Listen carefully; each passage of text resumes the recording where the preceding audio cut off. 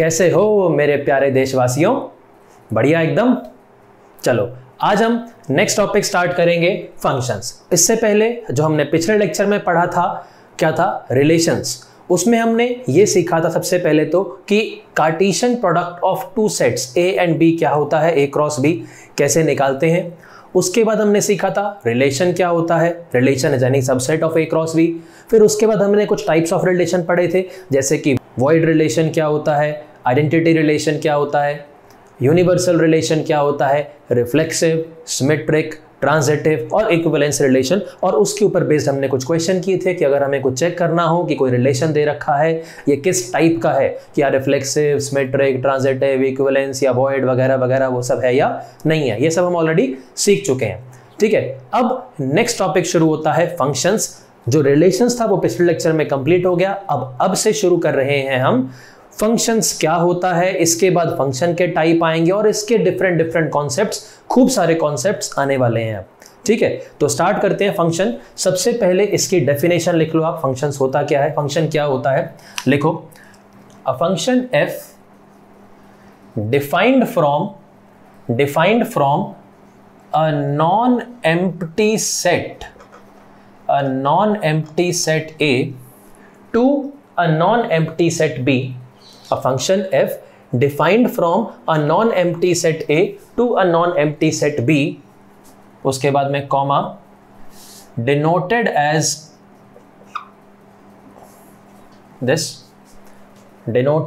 this comma is a relation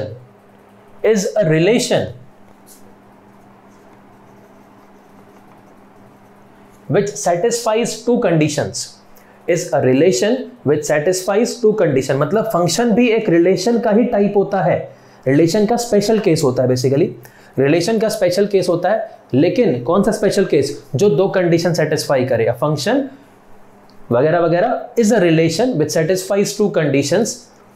to conditions क्या है, पहली कंडीशन, ठीक है, विच सेटिस्फाइज टू कंडीशंस, ऐसा लिख लेना, to conditions.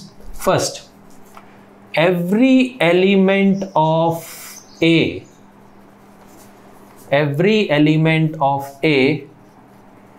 must have an image in B।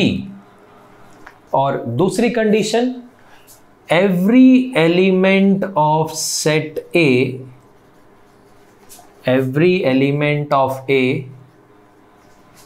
must have a unique image in B। Every element of A must have an image in B। और दूसरी condition, every element of A must have a unique image in B। तो अगर कोई भी relation ये दोनों condition satisfy करेगा तो वो रिलेशन एक फंक्शन भी कहलाएगा। मतलब क्या है इस बात का, जैसे फॉर एग्जांपल मान लो हमने कोई सेट A ले लिया, मान लो इसमें हमने 1 2 3 ले लिया। ठीक है, कोई सेट हमने B ले लिया, फॉर एग्जांपल इसमें हम एलिमेंट्स ले लेते हैं 1 2 3 4 5 6 7 8 9 10, ये ले लेते हैं हम। ठीक है, अब हमने क्या कहा, a function f defined from a non empty set A। अच्छा, इसमें ये जो हमने बोला कि a non empty set A to a non empty set B, भाई अगर मान लो A एम्प्टी सेट हो गया, ठीक है, A या B में से कोई भी एम्प्टी सेट हुआ तो A क्रॉस B में तो कुछ आएगा ही नहीं ना। अगर A या B या दोनों ही एम्प्टी सेट हो गए तो A क्रॉस B तो भाई नल सेट हो गया। अब अगर A क्रॉस B ही नल सेट हो गया तो उस केस में तो अगर हम कोई भी रिलेशन बोले कि भाई A से B पे क्या कोई रिलेशन डिफाइन कर सकते हैं क्या, कुछ भी नहीं कर सकते, सिर्फ एक नल रिलेशन, वॉइड रिलेशन हो सकता है। जब A क्रॉस B ही नल सेट है, A क्रॉस B ही नल सेट है तो कोई रिलेशन कैसे आ जाएगा A से B पे।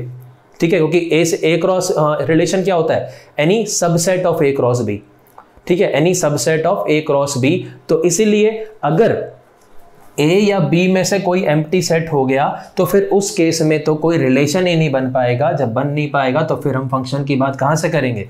ठीक है, तो relation a function f defined from a non empty set A to a non empty set B denoted as this. जैसे रिलेशन में कैपिटल R करते थे, इसमें f है बस, f फॉर फंक्शन, तो denoted as this is a relation is a relation which satisfies two conditions. अब पहला है every element of A must have an image in B, दूसरा every element of A must have a unique image in B. अब जैसे हमने example लिया कि मान लो A सेट ये है, B सेट ये है, तो पहले तो ये बताओ A क्रॉस B में कितने एलिमेंट्स आएंगे? A क्रॉस B में कितने आएंगे? A क्रॉस B में 3 into 10 30 एलिमेंट्स आएंगे। वो कैसे होंगे? 1 1 होगा, 1 2 होगा, 1 3 होगा, 1 4 1 5 1 6 अप टू 1 10, फिर 2 1 से 2 10, 3 1 से 3 10 एंड सो ऑन। तो इस तरीके से ये टोटल 30 ऑर्डर्ड पेयर बन गए। अब कोई भी सबसेट लेंगे वो तो फंक्शन तो वो तो रिलेशन तो बन गया। कोई भी सबसेट ले लो वो बन गया रिलेशन, ठीक है। अब जब हम रिलेशन डिफाइन करते हैं तो उसमें क्या होता है, जैसे ये 1 की मैपिंग, ये 1 का रिलेशन 1 से है, 1 का रिलेशन यहाँ पे 2 से है, ठीक है। इसी चीज को हम डायग्रामेटिकली कैसे रिप्रेजेंट कर सकते हैं? वैसे ये तो हमने खैर एक क्रॉस भी लिखा है, यहाँ पे एक रिलेशन का एग्जांपल लेते हैं पहले। मान लो कोई रिलेशन है जिसमें हमने कुछ सबसेट्स, इसके सबसेट बनाया जिसमें हमने कुछ एलिमेंट्स ले लिए, मान लो 2 2 ले लिया, 2 8 ले लिया, 3 9 ले लिया, ठीक है। ये इसका सबसेट है, तो एक रिलेशन हो गया, ठीक है। अब इसको हम डायग्रामेटिकली कैसे रिप्रेजेंट कर सकते हैं? जैसे मान लो ये सेट A है, यहाँ पर हमने ये सिमिलरली ये सेट B बना दिया, तो इसको यहाँ पे A के एलिमेंट्स डॉट से, ये 3 ही एलिमेंट हैं तो ये 1 2 3 मतलब डॉट के आगे ऐसा लिख दिया, ठीक है। उसके बाद में B में हमने कितने एलिमेंट्स लिए थे? B में लिया था 1 से लेकर 10 तक, तो थोड़ा छोटा छोटा यहाँ पर 1 2 3 4 5 6 7 8 9 10, B में 10 एलिमेंट्स हैं। अब देखो A क्रॉस B में ये सारे आगे, हमने कोई रिलेशन एग्जांपल ले लिया जिसमें फॉर एग्जांपल ये वाले उसके अंदर एलिमेंट्स आ रहे हैं, तो अब 1 का रिलेशन 2 से है, 1 का रिलेशन 2 से, इसको डिफरेंट कलर से बना देते हैं। तो इसको हम ऐसा भी डिनोट कर सकते हैं डायग्रामेटिकली कि ये 1 का रिलेशन किससे है? 2 से। अच्छा एक मिनट, तो रिपीट कर दिया, 1 को 1 2 2 बार लिख दिया, एक मिनट इसको करेक्शन कर लेना भाई। इसको यहाँ पे 1 1 ले लेते हैं, तो 1 का रिलेशन 1 से भी है, तो 1 का रिलेशन 1 से भी है, ये कर दिया। 2 का रिलेशन 2 से है, 2 का रिलेशन 2 से, ये आ गया। 2 का रिलेशन 8 से भी है, 2 का रिलेशन ये 8 से हो गया। 3 का रिलेशन 9 से है, तो ये 3 का रिलेशन 9 से, ठीक है। इसको बोलते हैं एरो डायग्राम या मैपिंग डायग्राम। एरो डायग्राम या मैपिंग डायग्राम मतलब जो जिससे भी कनेक्ट हो रहा था, रिलेट हो रहा था, हमने उसको एरो से, कि भाई 1 1 से भी रिलेट हो रहा है, 2 से भी हो रहा है, ये 2 2 से भी हो रहा है, 8 से भी हो रहा है, 3 मान लो सिर्फ 9 से हो रहा है। अगर कोई और भी होता, मान लो 3, 10 भी आ रहा होता तो 3 को 10 से भी कर देते, 3, 5 आता तो 5 से भी कर देते। तो ये जो है इसको बोलते हैं एरो डायग्राम या mapping diagram. This is called a pictorial representation of a relation. Pictorial representation of a relation. हम चाहें तो ये जो A क्रॉस B है इसको भी पिक्टोरियली रिप्रेजेंट कर सकते हैं, क्योंकि A क्रॉस B में तो लेकिन सारे के सारे आ जाएंगे। अब तो फिर उसमें क्या होगा, 1 का 1 से भी, 2 से भी, 3 से भी, 4 से भी, सबसे कनेक्ट कर देंगे, 2 को भी सबसे, 3 को भी सबसे। वो क्या होगा, उसमें तो A क्रॉस B में जो सारे के सारे आते हैं, तो वो क्या होगा, A क्रॉस B का पिक्टोरियल रिप्रेजेंटेशन। हमने रिलेशन लिया, उसमें कुछ स्पेसिफिक आइटम्स आ रहे थे, तो ये क्या हो गया, ये रिलेशन R का पिक्टोरियल रिप्रेजेंटेशन, ठीक है। इसमें चाहे तो यहाँ पर ये एक ऐसे भी बना सकते हैं और इसके ऊपर ये कैपिटल R लिख दें, मतलब A से B पे रिलेशन R डिफाइंड है, मतलब A से B पे रिलेशन R डिफाइंड है। और क्या क्या हो रहा है, ये इससे, ये इससे, ये इससे, ये इससे, ये एंड सो ऑन, ये सब कनेक्ट हो रहे हैं। अच्छा अगर हमसे पूछ लेते कि बताओ इसमें कुछ डोमेन क्या है R की, तो 1 2 3। R की रेंज क्या है, R की रेंज जो एक्चुअल सेट ऑफ वैल्यूज आ रही हैं 1 2 8 और 9, ये इसकी रेंज बन जाती, ठीक है। ये तो हुआ रिलेशन का पिक्टोरियल रिप्रेजेंटेशन। अब बिल्कुल सिमिलर तरीके से हम एक फंक्शन का भी पिक्टोरियल रिप्रेजेंटेशन कर सकते हैं, लेकिन उससे पहले फंक्शन तो क्या होता है, ऐसा रिलेशन जो इन दोनों कंडीशन को सेटिस्फाई करे।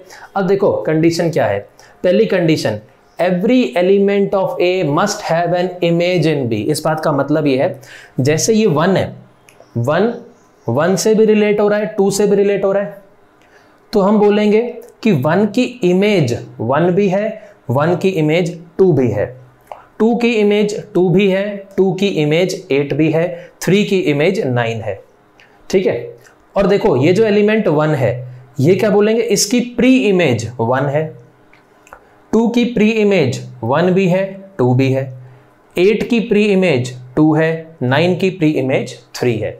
अगर हमें ये बोलें कि 5 की प्री इमेज क्या है तो बोलेंगे 5 की pre image does not exist. हमें बोले कि 3 की इमेज क्या है, 3 की तो एक ही इमेज है 9। हमें बोले 2 की इमेज क्या है तो 2 की 2 इमेज है 2 और 8। बात समझ में आई? मतलब क्या है इसका, इमेज का और प्री इमेज का क्या मतलब होता है। अब किसी भी रिलेशन को फंक्शन कब बोलेंगे, ध्यान से समझना डेफिनेशन।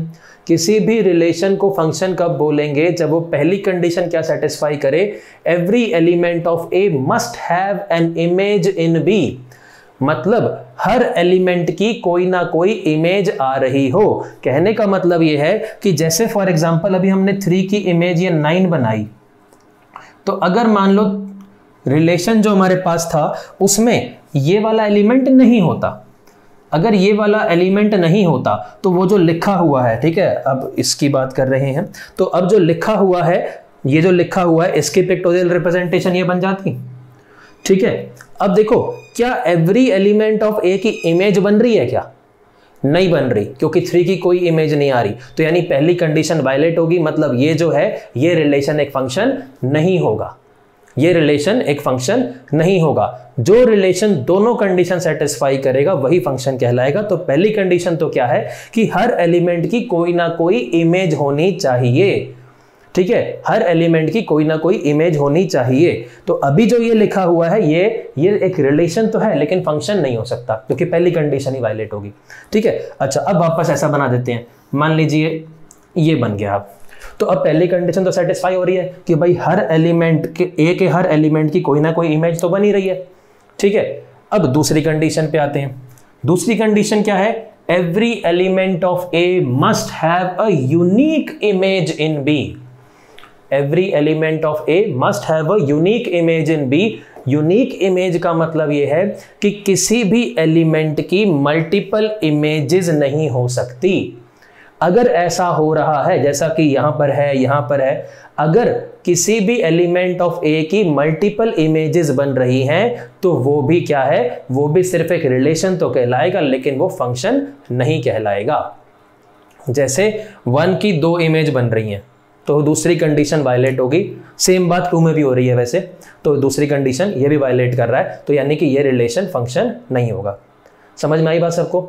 इसमें एक बात ध्यान रखनी है कि यूनिकनेस का मतलब ये है कि किसी भी एलिमेंट ऑफ ए की मल्टीपल इमेजेस नहीं हो सकती। मल्टीपल एलिमेंट की सेम इमेज हो कोई फर्क नहीं पड़ता। मतलब ये है जैसे अभी हमने ये बनाया हुआ है, ठीक है, एक इधर अलग से बना देते हैं। अच्छा, अब मान लो हमने 1 को 1 से रिलेट कर दिया, ठीक है। 2 को किससे करें, चलो 2 को 2 से रिलेट कर देते हैं, ठीक है। 3 का भी हमने इसी से ऑर्डर्ड पेयर जो है ये कर दिया। अब क्या पहली कंडीशन सेटिस्फाई हो रही है इसमें? क्या एवरी एलिमेंट ऑफ ए की इमेज आ रही है? आ रही है। क्या हर एलिमेंट की यूनिक इमेज आ रही है? यूनिक इमेज का मतलब क्या बताया अभी? यूनिकनेस का मतलब ये है कि ए के किसी भी एलिमेंट की मल्टीपल इमेजेस नहीं होनी चाहिए। मल्टीपल एलिमेंट की सेम इमेज है उससे फर्क नहीं पड़ता, एक एलिमेंट की मल्टीपल इमेज नहीं होनी चाहिए, ये है यूनिकनेस का मतलब। तो इस केस में दूसरी कंडीशन वायलेट नहीं हो रही है, यानी कि ये जो मैपिंग डायग्राम बना रखा है, तो ये जो मैपिंग डायग्राम है ये एक फंक्शन भी है। और ये जो है, अब जब हम फंक्शन की बात करते हैं तो यहां पर ये ऊपर जो अभी हमने r लिखा था, r की जगह पे आप यहां पर f लिख सकते हो। मतलब क्या है कि f is a function defined from a to b। f is a function defined from a to b। अब इस f के अंदर कौन कौन से ऑर्डर्ड पेयर आएंगे? 1,1 आएगा, 2,2 आएगा, 3,2 आएगा, ये 3 आएंगे, ठीक है। तो फंक्शन होने के लिए 2 कंडीशन होनी चाहिए। इसमें भले ही कितने भी एलिमेंट खाली पड़े रहे नहीं पड़े रहे, इससे फर्क नहीं पड़ता, कंडीशंस इसके ऊपर है। समझ में आई बात सबको? ठीक है, तो ये बड़ा इंपॉर्टेंट है कि कोई रिलेशन फंक्शन होगा या नहीं होगा। फिर से बोल रहा हूं, 2 कंडीशन सेटिस्फाई करनी चाहिए। Every element of A must have an image in B, and दूसरी condition every element of A must have a unique image in B. By uniqueness we mean that a single element of A या an element of A cannot have multiple images. An element of A cannot have multiple images. More than one elements, if more than one elements of A have a single image, that does not matter. समझ में आई बात सबको? ठीक है, जैसे यहाँ पे इन दोनों की सेम इमेज आ गई, कोई दिक्कत नहीं है। इसकी मल्टीपल नहीं होनी चाहिए, इसकी यूनिक होनी चाहिए। यूनिक मतलब इसकी एक ही होनी चाहिए, ठीक है, क्लियर यहां तक सभी को? ठीक। अच्छा, दूसरी बात, जैसे हमने रिलेशन में बोला था डोमेन क्या होती है, ठीक है, उसके बाद में रेंज क्या होती है, वैसे ही अब फंक्शन के अंदर भी वैसी टर्मिनोलॉजी है, इसको हटा देते हैं।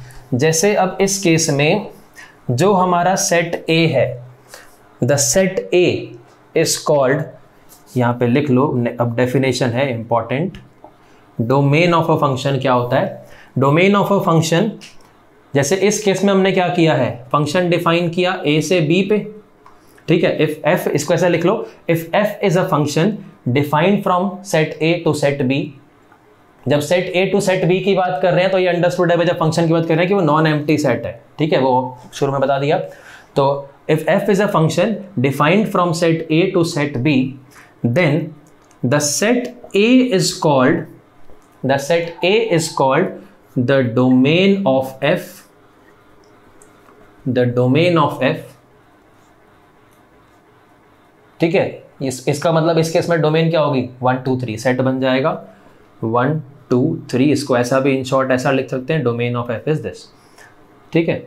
उसके बाद में दूसरा, जो सेट बी है, जो सेट बी है, set B is called the codomain of F, ठीक है। तो set A is called the domain of F and the set B is called the codomain of F. ये दूसरी डेफिनेशन है, codomain, codomain of F. ये पूरा का पूरा complete, the set B is called the codomain of F. तीसरी चीज, range of a function क्या होता है? रेंज ऑफ अ फंक्शन, या इस केस में रेंज ऑफ एफ ही हो जाएगा, otherwise range of a function. ये रेंज ऑफ अ फंक्शन लिखा है। तो रेंज ऑफ फंक्शन क्या है?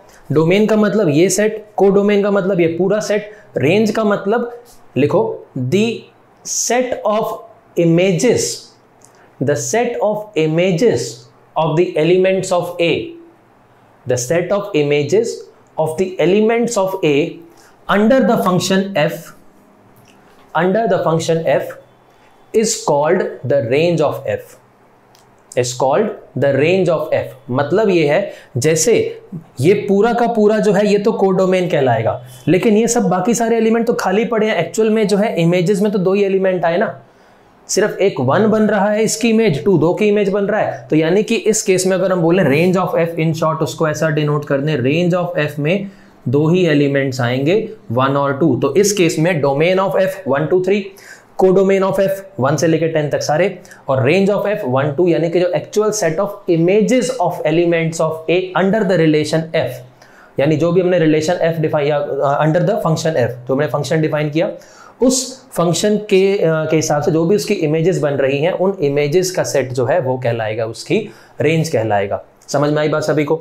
ठीक है। अच्छा, अब उसके बाद में जो फंक्शन होता है, फंक्शन को हम ऐसे भी डिनोट कर सकते हैं जैसे अभी हमने डिनोट किया था, ये f is a mapping from a to b, ये किया था।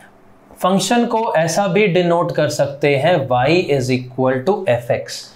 y is equal to F X का मतलब क्या है कि जो x है, x a के एलिमेंट को डिनोट कर रहा है, ठीक है, y जो है b के एलिमेंट को डिनोट कर रहा है। कहने का मतलब ये है कि जैसे हमने बोल दिया कि y is equal to 2x, ठीक है, तो ये क्या है, ये x और y में एक रिलेशन है, ठीक है, एक रिलेशन है। भाई रिलेशन तो आपने कुछ, अब वो फंक्शन है कि नहीं है, खैर वो हम वैसे ग्राफिकली भी चेक कर सकते हैं, सब कुछ सीखेंगे।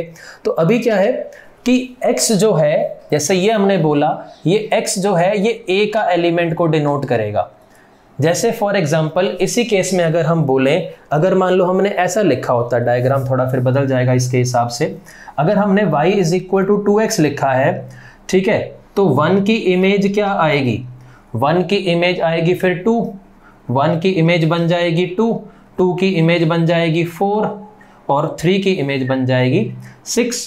तो मतलब ये है कि अब ये जो x होगा, x तो a का एलिमेंट होगा, और जो y होगा y b का एलिमेंट होगा। सारे एलिमेंट नहीं होंगे, सारे एलिमेंट नहीं, बी में से होंगे, लेकिन एक्चुअल में क्या आएंगे, जो एक्चुअल वैल्यूज आ रही हैं, यानी कि जो x होगा, x तो इसकी डोमेन को डिनोट करेगा, x will be an element of the domain of f, ठीक है, and y will be the element of the range of f, and it will be a subset of the codomain, codomain का सबसेट ही तो होगा वो। मतलब जैसे ये y is equal to F X लिखा है, मतलब ये x और y में एक रिलेशन ही है, ठीक है, फंक्शन में तो एक रिलेशन ही होता है, जैसे y is equal to 2x, x और y में एक रिलेशन लिखा हुआ है ये, ठीक है। अब वो फंक्शन है तो उसको y is equal to F X denote कर सकते हैं, ठीक है। ये जो x है, x is called the independent variable, independent variable, independent variable क्यों, क्योंकि x तो भाई इनमें से कोई भी वैल्यू अटेन कर सकता है, ठीक है, but y is called the dependent variable. क्यों कहते हैं इसको डिपेंडेंट वेरिएबल, क्योंकि जो y की वैल्यू है वो x की वैल्यू पे डिपेंड करेगी, अगर x को 1 लोगे तो y उसके हिसाब से आएगा, x को 3 लोगे y उसके हिसाब से आएगा। So x is called independent variable and y is called the dependent variable. तो फंक्शन को y is equal to F x ऐसा भी डिनोट कर सकते हैं, where x is an element of the domain and y is an element of the codomain, but actual values of y will represent the range of f, ठीक है। दूसरी बात, अगर ये जो हमने सेट A और सेट B लिए हैं, सेट A और सेट B लिए हैं, भाई इनमें तो कोई भी आप एलिमेंट्स लो, कोई भी नंबर्स लो, ठीक है, अगर वो नंबर सारे के सारे रियल नंबर्स हैं, मतलब आपने ऐसा नहीं कर दिया कुछ कि यहाँ पर हम लिख दें कि ये 3 आयोटा लिख दें इसको, या ऐसा ऐसा कुछ करने लग जाए, यहाँ पे ये लिख दें 5 + 2 आयोटा, ये सब नहीं कर रहे हैं। अगर A और B के सारे एलिमेंट्स रियल नंबर्स ही हैं तो फिर f को बोलते हैं रियल वैल्यूड फंक्शन। और हम जो अपनी स्टडी करेंगे अभी फंक्शंस की, हम रियल वैल्यूड फंक्शंस की बात करेंगे, हम इमेजिनरी चीज़ों पे अभी नहीं जा रहे हैं, ठीक है, वो कॉम्प्लेक्स नंबर्स वाली बात है सारी, वो सब उसमें आएगा। तो अभी हम जो बात कर रहे हैं वो सिर्फ रियल वैल्यूड फंक्शंस की ही बात कर रहे हैं। तो इसको लिख लो, if all the elements of set A and B, if all the elements of set A and B are real numbers, then the function f is called a real valued function. Then the function f is called a real valued function. Clear यहां तक सभी को? चलो अब इसके कुछ example, जैसे मान लो सेट A है, A में हम ले लेते हैं 1 0 1 2, B में हमने ले लिया मान लो 0 1 2 3 4, चलो यहां तक ले लिया, और हमने बोल दिया y is equal to x², ये x और y में एक रिलेशन है, ठीक है। अब अगर इसका हम मैपिंग डायग्राम बनाएं तो मैपिंग डायग्राम इसका कैसा बनेगा, ये A के अंदर एलिमेंट्स आएंगे 0 1 2, चाहे तो आगे एक डॉट लगा के भी रिप्रेजेंट कर दो, नहीं भी करोगे कुछ खास फर्क नहीं पड़ता, उससे समझ में आना चाहिए बस। अब हमने y is equal to x² किया तो x को 0 लेंगे तो इसकी मैपिंग 0 से ही होगी, ठीक है, ये इसकी मैपिंग 0 से ही होगी, 1 की मैपिंग 1 से होगी, 2 की मैपिंग 4 से होगी। क्या ये एक फंक्शन है क्या? बिल्कुल है भाई। Every element of A has an image और every element of A has a unique image। कोई भी एलिमेंट इसमें खाली नहीं बच रहा, इसमें बचे कोई दिक्कत नहीं है, किसी भी एलिमेंट की मल्टीपल इमेज तो नहीं आ रही, तो मतलब ये क्या है, दिस इज अ फंक्शन। इसको आप चाहें तो आप यहाँ पे देखो y भी लिख सकते हो, क्योंकि y is equal to x² लिखा है, ठीक है, y भी लिख सकते हैं, या फिर आप यहाँ पे इसको ऐसा भी लिख सकते हो कि आपने f लिखा तो इसको ऐसा लिखो चाहे तो y is equal to x², या फिर इसको आप ऐसा भी लिख सकते हो कि y is equal to F x लिख दिया, where f x is equal to x², या simply f x is equal to, ये ना भी लिखो चाहे तो कि f x is equal to x², ऐसा भी लिख सकते हो, कोई दिक्कत नहीं है, बस समझ में आनी चाहिए चीज़ की है क्या। समझ में आया सभी को भी? एक और एग्जांपल लें, अगर मान लो हमने सपोज A सेट तो ले लिया -1 0 1, ठीक है, B सेट हमने ले लिया 0 1 2 3 4, पहले की तरह यही सेम ले लिया। अब इसका अगर हम मैपिंग डायग्राम बनाएं तो -1 0 1 0 1 2 3 4, ठीक है, फंक्शन हम फिर से वही डिफाइन कर रहे हैं, यहाँ लिख देते हैं इसको, f x is equal to x², f x is equal to x² लिखो, y is equal to x² लिखो, ऐसा ऐसा करके लिखो, कोई फर्क नहीं पड़ता। तो -1 की मैपिंग किससे होगी? -1 की मैपिंग तो अब 1 से होगी, 0 की मैपिंग तो 0 से ही होगी, और 1 का भी स्क्वायर क्या है? 1 है, ये बन गया, ठीक है, ये हमारा सेट A इधर लिख देते हैं, ये हमारा सेट B ऐसे लिख देते हैं। अब क्या ये फंक्शन है क्या? इसकी और इसकी तो इमेज सेम है, इन दोनों की इमेज सेम है, कोई दिक्कत नहीं है भाई। मल्टीपल एलिमेंट्स की सेम इमेज हो सकती है, सेम एलिमेंट की मल्टीपल नहीं होनी चाहिए। तो ये जो है ये भी एक फंक्शन है। अच्छा, ये वाला जो फंक्शन है इसकी डोमेन 0 1 2, इसकी कोडोमेन 0 1 2 3 4, इसकी रेंज 0 1 4, इसकी डोमेन -1 0 1, इसकी कोडोमेन 0 1 2 3 4, इसकी रेंज 0 1 0 और 1, दो ही एलिमेंट आएंगे इसके अंदर। समझ में आया सभी को? ठीक है। अच्छा, अब जैसे हमने रिलेशंस में सीखा था कि अगर मान लो एक सेट है हमारे पास में A है, दूसरा सेट हमारे पास में B है, ठीक है, एक सेट A है, दूसरा सेट B है, तो पहले तो हमने ये सीखा था कि number of elements in A cross B कितने होते हैं, ये सीखा था हमने, NA इंटू NB होते हैं। फिर हमने ये भी सीखा था कि A से B पे टोटल कितने रिलेशंस डिफाइन किए जा सकते हैं, तो इसके जितने सबसेट होंगे 2 की पावर NA इंटू NB, जितने सबसेट उतने रिलेशन डिफाइन हो सकते हैं। ठीक है, अब जरा ये सोच के बताओ, ये सोच के बताओ, या इसको चलो एज अ क्वेश्चन है लिख लो, क्वेश्चन ही बनाओ इसको। If a set A has m elements, if a set A has m elements and a set B has n elements, then find the total number of functions, then find the maximum number of functions, ऐसा लिख लो, then find the maximum number of functions that can be defined, maximum number of functions that can be defined from set A to set B. Find the maximum number of functions that can be defined from set A to set B. लगाओ दिमाग, लगाओ दिमाग लगाओ। देखो इसको example से समझते हैं। जैसे यही वाला है, A में कितने एलिमेंट्स हैं? 3, B में कितने एलिमेंट्स हैं? 5। जैसे हमने यहाँ पे बोला कि A में M है, B में N है, तो A में अगर 3 एलिमेंट्स हैं तो ये जो पहला एलिमेंट है इसकी मैपिंग की 5 तरीके हैं हमारे पास में। ठीक है, किसी से भी मैप कर दें। Corresponding to each of these ways, जो दूसरा एलिमेंट है उसको भी 5 में से किसी से भी कर दें, जिससे ये मैप होगा उससे भी कर सकते हैं, कोई दिक्कत नहीं है। तो इसके भी 5 तरीके, इसके भी 5 तरीके, तो total maximum number of function कितने बन सकते हैं? 5 इंटू 5 इंटू 5, 125 फंक्शन बन सकते हैं। ठीक, तो अब यहां देखो A में m एलिमेंट्स हैं, ठीक है, B में हमारे पास में मान लो ये n एलिमेंट्स हैं।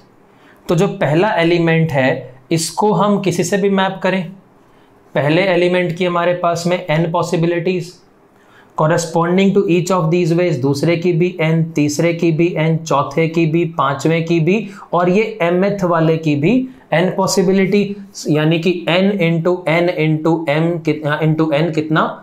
m times. तो मैक्सिमम नंबर ऑफ फंक्शंस कितने बन सकते हैं? n की पावर m। जैसे इस केस में 3 ये 5 इंटू 5 इंटू 5 कितना था? ये 5 की पावर 3 125, इसकी पावर 3। इसमें इसके एलिमेंट्स कितने हैं? n, तो n की पावर m। तो maximum number of relations from A to B अगर बात करते रिलेशंस, तो आंसर क्या आता? 2 की पावर m इंटू n, क्योंकि A क्रॉस B में m इंटू n एलिमेंट होते, रिलेशंस इतने होते, फंक्शंस कितने हैं? n की पावर m है। समझ में आई बात सभी को? चलो उसके बाद में नेक्स्ट चीज पे आते हैं, graphical method to determine whether a relation is a function और not. Graphical method to determine whether a relation is a function और नॉट, मतलब जैसे अभी हमने क्या किया था, हमने मैपिंग वाले तरीके से सीखा था कि अगर हमें कोई रिलेशन दे रखा हो या मैपिंग दे रखी हो और हमें चेक करना है कि वो फंक्शन है कि नहीं है, तो हमें 2 कंडीशन चेक करनी थी। क्या कि पहले वाला जो सेट है, every element of set A must have an image in B. दूसरा क्या था? Every element of set A must have a unique image in B. अगर ये दोनों कंडीशन वो सेटिस्फाई कर रहा है तो वो फंक्शन है, अदरवाइज नहीं है। ठीक है, अब कई बार क्या होता है कि हमारे पास में इस तरीके से ए सेट और बी सेट जो है हमने 1 2 3 लिया था, बी वाला 1 से लेके 10 तक जैसे लिया था, तो ऐसे सेट नहीं दिए होते, ना ही कोई हमारे को रिलेशन या मैपिंग दे रखी होती है। हमें सिंपली ऐसा दे देंगे, फॉर एग्जाम्पल जैसे ये बोल दिया y is equal to x square. अब ये बोलें कि बताओ ये फंक्शन है कि नहीं है। अब इसमें ना तो आपको सेट ए दे रखा है ना सेट बी दे रखा है। अगर कभी ऐसा आ जाए कि आपको ए सेट और बी सेट यानी किस से किस पे मैपिंग है, ठीक है, नहीं दे रखा हो, तो उस केस में क्या करना है, ए सेट तो क्या होता है उसकी डोमेन, तो डोमेन आप क्या अज्यूम करोगे, डोमेन आप वही अज्यूम करोगे जिससे कि y की वैल्यूज रियल आती हो, y की रियल वैल्यूज आती हो। जैसे इस केस में तो आप x को कुछ भी ले लो, कुछ भी ले लो, इसकी तो हमेशा ही रियल वैल्यू आएगी, तो यानी कि इसको आप r से ले सकते हो, ठीक है, और वही लेंगे। और जो इसकी कोडोमेन होगी, कोडोमेन तो हमेशा ही ऑल रियल नंबर्स लेंगे। एक दूसरा एग्जांपल, जैसे y is equal to root x लिखा होता, तो अब x को कोई भी रियल नंबर लेने पे y की रियल वैल्यू नहीं आएगी। तो अब इस केस में आपको इसकी डोमेन क्या लेनी पड़ेगी, डोमेन में आपको क्या लेना पड़ेगा, डोमेन में आपको सेट 0 से इन्फिनिटी ये लेना पड़ेगा, ठीक है, 0 से इन्फिनिटी, बिकॉज नेगेटिव पे तो ये क्या बन जाएगा, ये इमेजिनरी बन जाएगा। और जो इसकी कोडोमेन है, कोडोमेन तो ऑल रियल नंबर्स, ठीक है, रेंज की बात नहीं कर रहे, कोडोमेन। तो अगर कभी हमें सिर्फ ये रिलेशन दे रखा है, मैपिंग नहीं दे रखी कि कहां से कहां पे है, ठीक है, अब इस पे आते हैं, मान लो यही दे रखा होता सिर्फ इतना सा, और बोला जाए कि बताओ ये फंक्शन है कि नहीं है, तो अब ऐसा तो है नहीं आप एक एक एलिमेंट की मैपिंग चेक करोगे। वैसे इसमें क्योंकि सिंपल सा वैसे सोच सकते हैं कि क्या हर एलिमेंट का कुछ ना कुछ तो भाई स्क्वायर आएगा ही ना। आपने 0 लिया, 0.1 लिया, -0.2 लिया, कुछ भी लोगे स्क्वायर तो आएगा ही आएगा। यानी कि अगर आप पहला सेट लेते हो, अब उसको खैर रिप्रेजेंट कर पाना, बिकॉज वो कोई डिस्क्रीट एलिमेंट्स नहीं है, इसमें तो इनफाइनाइट एलिमेंट है, तो रिप्रेजेंटेशन जो है वो मैपिंग डायग्राम से क्या है वो पॉसिबल नहीं है, क्योंकि आप किसको किस मतलब कितने एलिमेंट्स की मैपिंग करोगे, ठीक है। बट वैसे सोच सकते हैं कि हर एलिमेंट की कुछ ना कुछ तो इमेज बनेगी, और यूनिक बनेगी क्या,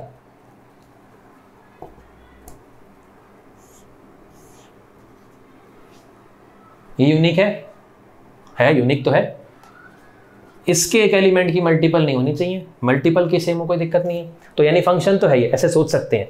बट ठीक है, ये जो है अब इस केस में बेटर तरीका क्या है कि ग्राफ से सोचेंगे। इसका हमारे को ग्राफ आता है बनाना, y is equal to x square, बना लो कॉपी में अपने आप, क्या होगा y is equal to x square का ग्राफ, ऐसे अपवर्ड पैराबोला होगा, ठीक है। अब ग्राफिकल मेथड क्या होता है, ग्राफिकल जो मेथड होता है उस मेथड का नाम होता है, उस मेथड को बोलते हैं vertical line test, vertical line test, in short VLT, vertical line test. मतलब क्या है, अब वर्टिकल लाइन टेस्ट क्या होता है, इस टेस्ट की हेल्प से हम किसी भी रिलेशन के ग्राफ से ये डिटरमाइन कर सकते हैं कि वो फंक्शन होगा कि नहीं होगा। कैसे, मेथड क्या है, by using vertical line test. अब वर्टिकल लाइन टेस्ट क्या होता है, लिख लो, if it is possible to draw, if it is possible to draw at least one vertical line which cuts the graph at more than one point, if it is possible to draw at least one vertical line which cuts the graph at more than one point, then the relation is not a function, otherwise it is a function,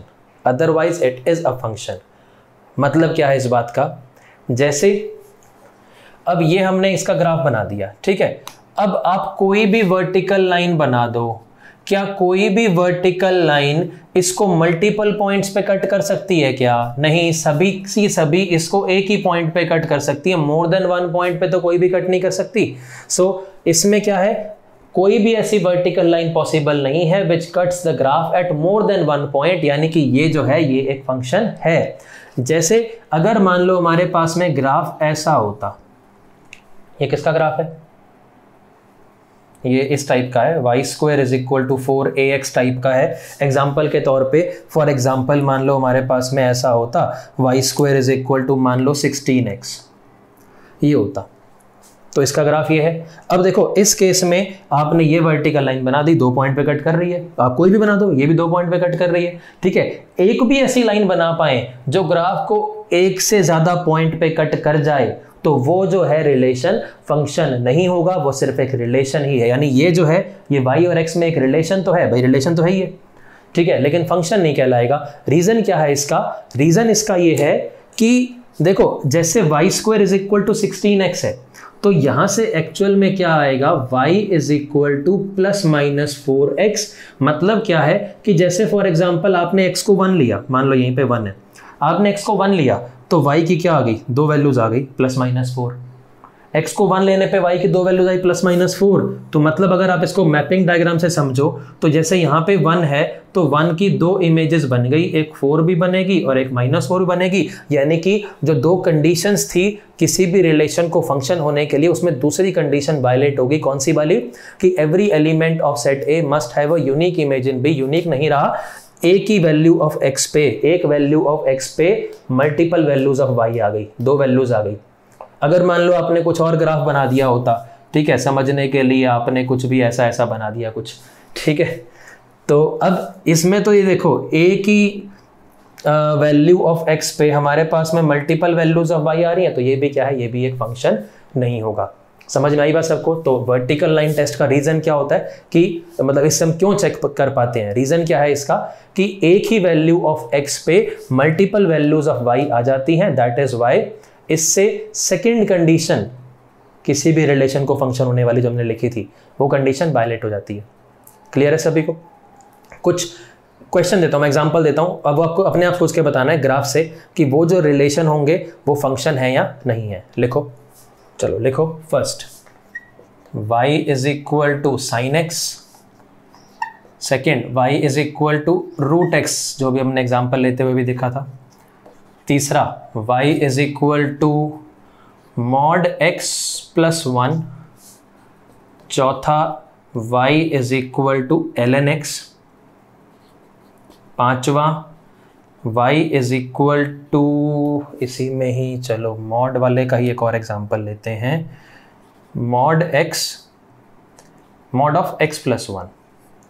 ठीक है, ये सब आपको बताने हैं कि ये जो रिलेशंस लिखे हुए हैं x और y में ये फंक्शंस है या नहीं है। पहले ट्राई करो अपने आप, दिमाग लगाओ, फिर उसके बाद में यहाँ देखना। चलो पहले फर्स्ट देखते हैं, y is equal to sine x. Sine x का ग्राफ इस टाइप का होता है, ठीक है, and so on up to infinity जा रहा है। ये बताया था कि अगर कुछ भी नहीं दे रखा तो आप इसकी डोमेन क्या कंसिडर करोगे, वो सारी वैल्यूज ऑफ x जिसके लिए कि इसकी वैल्यू रियल आती हो। तो इसकी डोमेन क्या है, ऑल रियल नंबर्स। इसकी को डोमेन ऑल रियल नंबर्स। इसकी रेंज मतलब जो एक्चुअल में y की वैल्यूज निकल के आएंगी, रेंज इसकी क्या आएगी, रेंज इसकी -1 से 1 आएगी। ठीक है, बट हमें ये बताना है कि ये फंक्शन है या नहीं है पहली बात तो ग्राफ ये हो गया। कोई भी वर्टिकल लाइन बना लो, क्या इसको मल्टीपल पॉइंट्स पे कट कर जाएगी? क्या कोई भी वर्टिकल लाइन नहीं करेगी। So y is equal to sine x is a function, it is a function. ठीक है, दूसरा y is equal to root x. हो सकता है ये ग्राफ आपने पहले नहीं देखा हो, पहली बार देखा हो। इसको आप ऐसा समझ सकते हो, जैसे अभी हमने एग्जांपल लिया था y square equal to 16x का, राइट पैराबोला था। अगर simply y square equal to x होता, y square is equal to x होता तो भी ऐसा ही पैराबोला बनता, राइट वाला। ठीक है, इसी टाइप का बनता। तो ये जो y square equal to x है, यहां से तो हमारे पास में क्या आता है, y is equal to plus minus root x. Plus minus root x मतलब क्या है कि अगर आपने मान लो x को 1 लिया तो y की वैल्यू प्लस माइनस 1 आएगी। आपने x को 2 लिया तो y की वैल्यू प्लस माइनस रूट 2 आएगी। आपने x को 4 लिया तो y की वैल्यू प्लस माइनस 2 आएगी।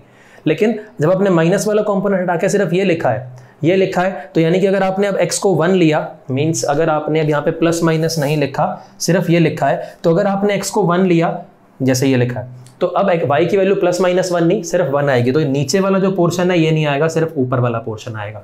ठीक है, अगर हमसे अब पहले तो ये बताना है कि ये फंक्शन है कि नहीं है। बिल्कुल भाई फंक्शन है। कोई भी वर्टिकल लाइन बना दो, कोई भी इसको मल्टीपल पॉइंट्स पे कट नहीं कर रही भाई। जहां पे ग्राफ आ रहा है वहीं पे बनाएंगे ना, इधर थोड़ी ना बनाने लग जाएंगे। ठीक है, जहां पर भी इसका ग्राफ आ रहा है वहां पे हमने वर्टिकल लाइन बनाई, कोई भी ऐसी वर्टिकल लाइन नहीं होगी जो इसको मल्टीपल पॉइंट पे कट कर जाए, तो यानी कि ये भी क्या है, फंक्शन है। अगर हमसे पूछें इसकी डोमेन क्या है, तो इसकी डोमेन यानी कि वो वैल्यूज ऑफ x जिसके लिए कि y रियल निकल के आए, वो वैल्यूज ऑफ x जिसके लिए कि y रियल निकल के आए, तो इस केस में अगर हमें डोमेन पूछा जाए तो इसकी जो डोमेन आएगी 0 से इन्फिनिटी आएगी। कोडोमेन तो ऑल रियल नंबर्स ही लेते हैं अगर कुछ नहीं दे रखा तो। रेंज काम की होती है, रेंज मतलब जो एक्चुअल में वैल्यूज निकल के आएंगी, रेंज का मतलब y की वैल्यू क्या आ सकती है भाई, y भी 0 से इन्फिनिटी तक, ये देखो यहाँ से स्टार्ट हो रहा है इन्फिनिटी तक, कुछ भी लोगे तो 0 का रूट 0 ही होता है, इन्फिनिटी का root infinity and so on, इस तरीके से बनेगा। Next y is equal to mod x plus 1। Mod x plus 1, इसका पहले आपको ग्राफ बनाना आना चाहिए कि मॉड x प्लस 1 का ग्राफ कैसा होगा। तो आई होप मॉड x का ग्राफ तो सबको आता होगा, y is equal to mod x plus 1 है, तो इसका पहले ग्राफ बना देते हैं। मॉड x का तो ऐसे होता है, मॉड x प्लस 1 एक से ऊपर शिफ्ट हो जाएगा, ठीक है, जैसे आपने x को 0 लिया, 0 लोगे तो y 0 नहीं y 1 आएगा, x को 1 लोगे तो y 2 आएगा, x को 5 लोगे तो y 6 आएगा, यानी y is equal to mod x plus 1 का ग्राफ होता तो वी शेप ही है, ठीक है, ये 1 पे जो है इसका ये जो शार्प कॉर्नर है ये 1 पे आ जाएगा, ठीक है। अब अगर इसमें कोई भी वर्टिकल लाइन बनाए तो क्या मल्टीपल पॉइंट पे कट कर जाएगी, क्या कहीं भी बना लो, चाहिए ही बना लो, नहीं करेगी, तो ये भी क्या है, this is also a function, this is also a function. अगर पूछ लें इसकी डोमेन क्या है, डोमेन का मतलब x क्या ले सकते हो, कुछ भी लो, ये देखो x ग्राफ पूरा को इन्फिनिटी जा रहा है, माइनस इन्फिनिटी से इन्फिनिटी, तो अगर इसकी डोमेन पूछ लेते तो ऑल रियल नंबर्स। रेंज पूछे, रेंज का मतलब एक्चुअल में इसकी वैल्यूज क्या निकल के आ सकती हैं, तो अगर इसकी रेंज पूछते तो आंसर आता 1 से लेके इन्फिनिटी, ये इसकी रेंज होती। कोडोमेन तो ऑल रियल नंबर्स, ये clear. Next y is equal to ln x, graph आना चाहिए पहले इसका, y is equal to ln x का ग्राफ, तो y is equal to ln x का अगर हम ग्राफ बनाएंगे तो ग्राफ इसका बनेगा ऐसा, ठीक है। अब क्या कोई भी वर्टिकल लाइन इसको मल्टीपल पॉइंट पे कट कर जाएगी, क्या कोई भी बना के देख लो, नहीं करेगी, तो ये भी क्या है, ये वाला भी y is equal to ln x भी फंक्शन तो है। अगर हमसे पूछते इसकी डोमेन बताओ, डोमेन का मतलब x की वो वैल्यूज जिसके लिए कि रियल निकल के आए, तो अब इस केस में मतलब कहाँ पे डिफाइंड है ये, तो अगर इसकी हम डोमेन की बात करते तो डोमेन इसका आता 0 से इन्फिनिटी, 0 पे ओपन इंटरवल। रेंज की बात करें, रेंज मतलब y क्या निकल के आ सकता है, डोमेन का मतलब x क्या हो सकता है, x क्या हो सकता है 0 से इन्फिनिटी, 0 पे ओपन इंटरवल। रेंज का मतलब y क्या हो सकता है, y तो देखो माइनस इन्फिनिटी से इन्फिनिटी, माइनस इन्फिनिटी से इन्फिनिटी लिखो या उसको हम ऐसा ये r लिखें, एक ही बात है। रेंज तो इसकी ऑल रियल नंबर्स, फंक्शन ये है। इसकी बात करें y is equal to x plus 1 का mod, y is equal to x plus 1 का मॉड, इसका ग्राफ कैसा बनेगा, सोचो भाई, बनाओ कॉपी में बनाओ। y is equal to x plus 1 का मॉड कैसे आएगा, इसका जो ग्राफ बनेगा, मॉड x का ग्राफ तो ऐसा बनता है वी शेप, ठीक है। इसमें क्या होता है, जब भी ये कांस्टेंट क्वांटिटी मॉड के बाहर आए तो ग्राफ में होता है वर्टिकल शिफ्ट, या तो ऊपर या नीचे, जैसे इस केस में +1 था, ग्राफ ऊपर शिफ्ट हो गया था। ये जो कांस्टेंट मॉड के अंदर आ जाए तो ग्राफ में होता है हॉरिजॉन्टल शिफ्ट। हॉरिजॉन्टल शिफ्ट का मतलब जहां पर भी ये अंदर वाली क्वांटिटी 0 बनेगी, जहां पर भी ये अंदर वाली क्वांटिटी 0 बनेगी, जैसे ये कहां पे 0 बनेगा, -1 पे, तो वो जो ग्राफ का जो वी शेप ग्राफ था उसकी वो चोंच थी, वो जो यानी जो शार्प कॉर्नर था वो वहां पे आएगा, मतलब इसका जो ग्राफ बनेगा वो ऐसा बनेगा। मॉड x का ऐसा होता है हॉरिजॉन्टल शिफ्ट, इसमें इधर की तरफ हो गया, मतलब ग्राफ इधर की तरफ थोड़ा सा शिफ्ट हो गया, जहां पर भी ये 0 बनेगा। रीजन क्या है इसका, मान लो आपने x को 0 ले लिया, x को 0 लोगे तो y की वैल्यू क्या आ रही है, 1 आ रही है। x को आप 1 लोगे तो y की वैल्यू क्या आएगी, 1 पे 2 आएगी, 2 पे 3 आएगी, 3 पे 4 आएगी, -1 के ऊपर 0 आएगी, -1 के ऊपर 0, -2 के ऊपर 1 आएगी, -3 के ऊपर 2 आएगी एंड सो ऑन।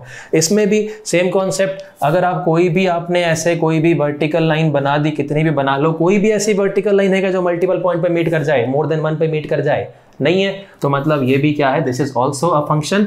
इसमें भी अगर डोमेन रेंज निकालनी होती, डोमेन मतलब x को क्या ले सकते हो, कुछ भी लो, domain all real numbers, range क्या आएगी इसकी, y क्या निकल के आ सकता है,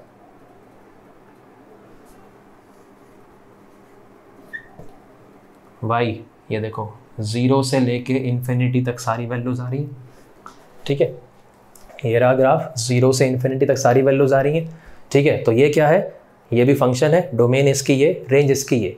एक और एग्जांपल लेते हैं, जैसे मान लो अगर अब हमारे को दिया होता, एक सिक्स्थ और लिख लो, एक ये रिलेशन लिखा होता x² + y² = 1 और पूछा जाए कि बताओ ये फंक्शन है या नहीं है, ये फंक्शन है या नहीं है, तो ये तो सर्कल की इक्वेशन दिख रही है सभी को, सर्कल की इक्वेशन दिख रही है, यानी इसका जो ग्राफ बनेगा, ग्राफ इसका ऐसा बनेगा।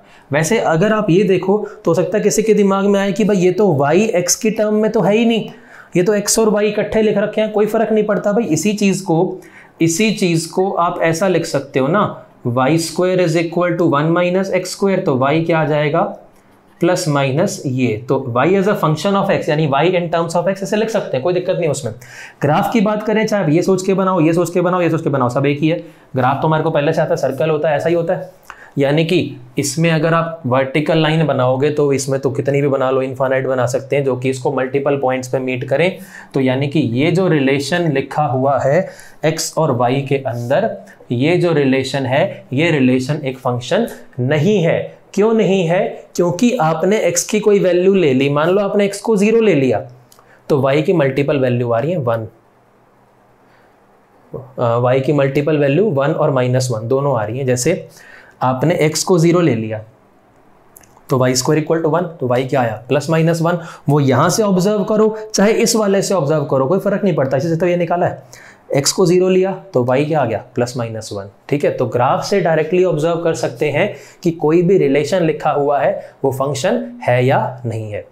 यहां तक क्लियर सभी को? कुछ और क्वेश्चंस करते हैं। चलो नेक्स्ट क्वेश्चन है, y = x + 2, मैपिंग है कहां से कहां तक, होल नंबर से नेचुरल नंबर पे हमने मैपिंग की है। क्वेश्चन है, determine whether this relation is a function और not, if yes determine its domain, codomain and range. If yes determine its domain, codomain and range. दिमाग लगाओ, पहले लगाओ दिमाग। देखो ये तो क्या है, ये कोई कंटिन्यूअस वैल्यूज नहीं है। कंटिन्यूअस का मतलब ऐसा नहीं कि हमें कोई इंटरवल दे रखा है या हमारे को ऑल रियल नंबर दे रखे हैं। ये तो क्या है, होल नंबर्स हैं। आप इसको मैपिंग के हिसाब से भी सोच सकते हो, and so on up to infinity. ठीक है, ये 1 2 3 4 and so on up to infinity. 0 की, यहाँ पे होल नंबर है, 0 की मैपिंग किससे होगी, 2 से, 1 की मैपिंग 3 से, 2 की मैपिंग नेक्स्ट 4 से हो जाएगी, एंड सो ऑन। सभी की मैपिंग एक एक से होगी, सबकी मैपिंग होगी, और कोई किसी की मल्टीपल इमेज तो नहीं आएंगी। यानी पहली चीज तो ये फंक्शन तो है, फंक्शन तो है। डोमेन क्या आएगी, डोमेन तो whole numbers, codomain natural numbers, codomain natural numbers. Range बताओ क्या आएगी, रेंज सभी नेचुरल नंबर में से ये एक कम है, 1 नहीं आएगा, तो इसको ऐसा लिख सकते हैं n-1, ये इसकी रेंज होगी। क्लियर सभी को? नेक्स्ट क्वेश्चन लिखो। क्वेश्चन है y = x² और मैपिंग है इंटीजर से नेचुरल नंबर। बताना है determine whether it is a function और not, determine whether it is a function और नॉट। अच्छा, इसमें एक चीज और, ये y = x + 2 है, क्या ये ग्राफ से डिटरमाइन कर सकते थे क्या ये कि फंक्शन है या नहीं है? इसमें समस्या है। इसमें समस्या ये है कि ये क्या है, होल नंबर, डिस्क्रीट वैल्यू है। ग्राफ अगर आप इसका वैसे बनाते, y = x + 2 तो स्ट्रेट लाइन होती है, इसकी स्लोप 1 है, y इंटरसेप्ट 2 है, तो बनाते तो ऐसा बनता, लेकिन ये इसका ग्राफ नहीं है। रीजन ये होल नंबर है, ये कोई ऑल रियल नंबर के लिए नहीं है, ये तो बीच बीच के पॉइंट आएंगे, 0 पे आएगा फिर बीच में ग्राफ नहीं आएगा, 1 पे आएगा 2 पे आएगा, ऐसे जैसे ये आ गया यहाँ पे आता, यहाँ पे आता, यहाँ पे आता, यहाँ पे आता, ये बीच बीच वाला ये सारा कुछ भी नहीं आता। तो इसलिए इसमें ग्राफ से डिटरमाइन नहीं कर सकते, इसमें तो आपको इमेजेस की फॉर्म में, मैपिंग की फॉर्म में ही सोचना पड़ेगा। और सेम किस्सा इसके अंदर भी है कि इंटीजर है तो ये डिस्क्रीट वैल्यूज, डिस्क्रीट मतलब अलग अलग वैल्यूज है, कुछ ऐसा नहीं कि कोई लगातार वैल्यूज आ रही हैं, ठीक है। तो y is equal to x square, क्या ये रिलेशन है, ये रिलेशन फंक्शन है कि नहीं है? सिंपल है या नहीं है?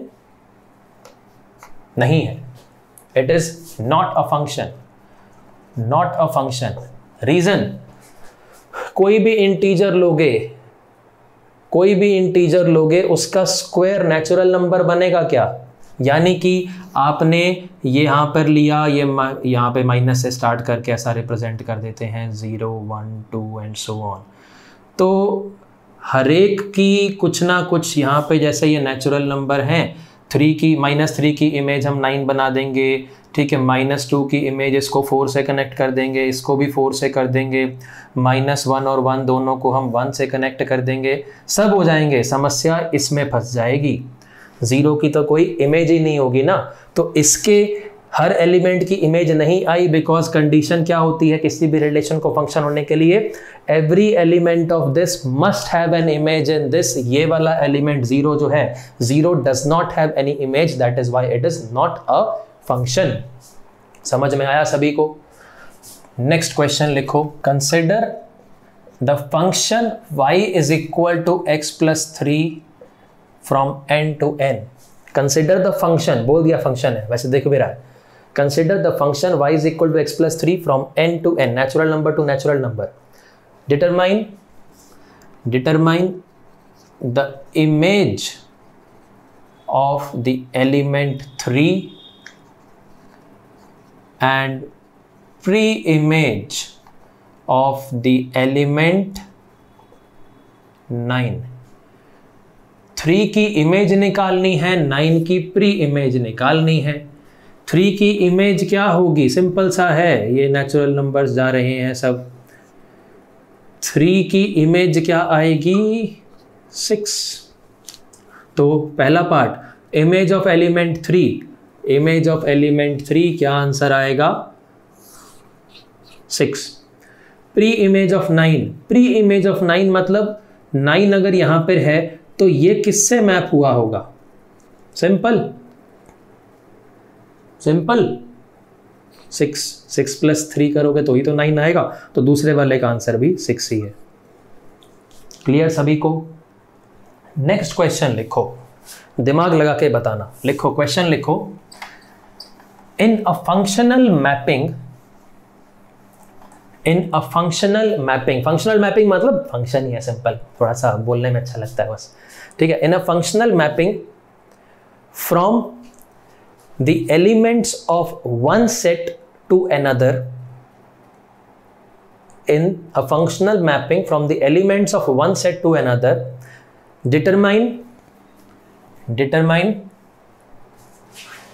the maximum and minimum, determine the maximum and minimum number of images and pre-images that an element can have. Determine the maximum number of images and pre-images that an element can have. दिमाग लगाओ और chat box में answer सोच के बताना।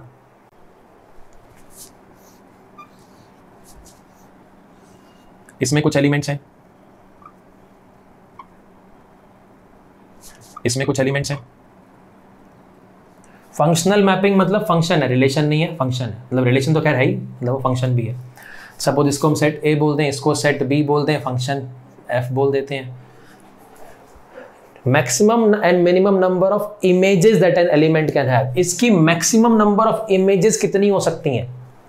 Maximum number of images कितने से इसको मैप कर सकते हैं? 1 से ही तो मैक्सिमम कर सकते हैं, 1 से ज्यादा से कर दिया तो वो फंक्शन ही नहीं रहेगा।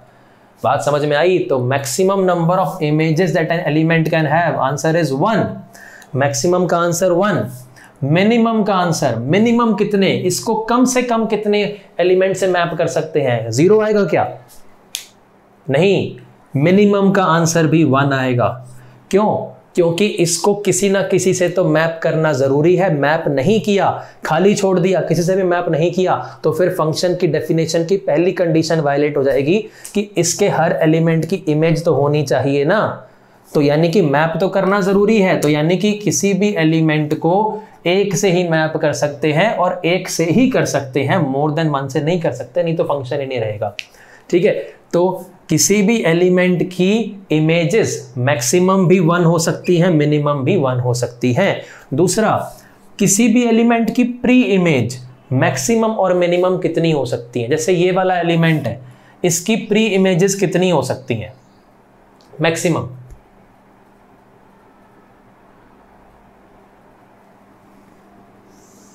ये भी कर सकते हैं, ये भी कर सकते हैं, सभी को इसी से मिला दो। ठीक है, लास्ट वाले को भी इससे कर दो। तो इसकी मैक्सिमम प्री इमेजेस तो उतनी ही हो सकती हैं जितने की सेट ए में एलिमेंट्स हैं। तो maximum number of pre images of an element is equal to number of elements in the domain.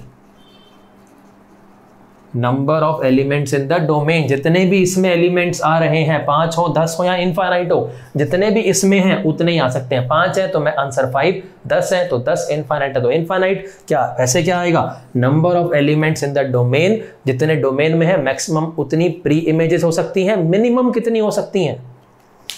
किसी भी एलिमेंट की मिनिमम प्री इमेजेस कितनी हो सकती हैं? 0, 0।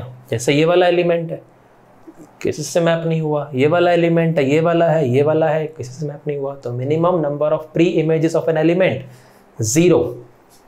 क्लियर सभी को? चलो, इसके साथ ये हमारा जो इंट्रोडक्शन वाला पार्ट है कि फंक्शन होता क्या है, डिटरमाइन कैसे करते हैं कि कोई रिलेशन फंक्शन है या नहीं है। ठीक है, डोमेन का मतलब, को डोमेन का मतलब, रेंज का मतलब, ये हमने सीख लिया। और सबसे बड़ी बात, फंक्शन होता क्या है या कोई रिलेशन फंक्शन है या नहीं है, वो सब हमने सीख लिया। ठीक है, अब नेक्स्ट लेक्चर बड़ा इंपॉर्टेंट होने वाला है, उसमें हम करेंगे टाइप्स ऑफ फंक्शंस। उसके बाद नेक्स्ट टॉपिक हम करेंगे how to find domain of any function, और उसके बाद नेक्स्ट हम करेंगे how to find range of any function. 3 बड़े इंपॉर्टेंट टॉपिक्स अब इसके बाद नेक्स्ट आने वाले हैं। तो अब ये जो भी हमने किया है इसको बहुत बढ़िया तरीके से अच्छे से कर लेना, नेक्स्ट लेक्चर में सब कुछ काम आने वाला है। और अब जितने भी आगे लेक्चर्स आने वाले हैं ये ध्यान रखना, बिना पिछला लेक्चर पढ़े आपको अगला लेक्चर समझ में नहीं आएगा। बिना पिछला लेक्चर पढ़े अगला लेक्चर समझ में नहीं आएगा। जो कॉन्सेप्ट जैसे आज पढ़ा वो अगले में भी, उससे अगले में भी, उससे अगले में सब में काम आएगा। जो नेक्स्ट में पढ़ेंगे आगे वाले सभी सब्सिक्वेंट लेक्चर्स में वो काम आएंगे।